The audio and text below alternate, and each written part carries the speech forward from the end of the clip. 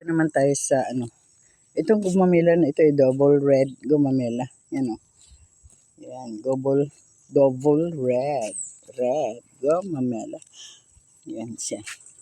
Pero wala kaming sampagitan na tanim dito. Tingnan yung bulaklak niya. Mataas na siya pero malapit na siyang abot sa tip.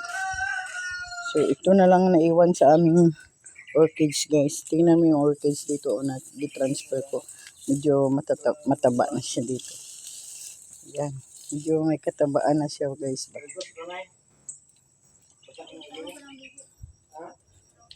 Yan. So yan ang ito na ang orchids. Kasi ito guys noon nung hindi pa namin, dito talaga ang place nitong orchids. Nung hindi pa namin siya i-transfer, nako, ang dami-dami talang bulaklak. Talagang mapawaw ka sa bulaklak na talaga ng orchids.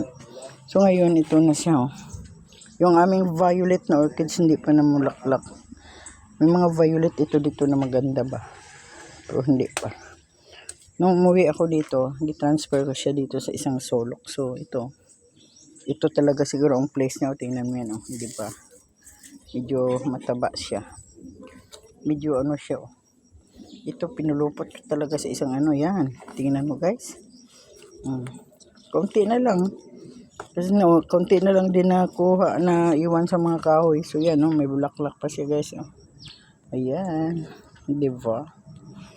So hindi talaga ako nagsisi nag-transfer kasi dito. So yan ang aming parang dami talaga nitong puno noon. Dami. Kalahati siguro nawala nito. Kalahati ang nawawala sa orchids namin kaya. Yan talaga. Bye! Nag-init na ka tubig? Butangig ka down ka bugaw. Yan. So maganda no.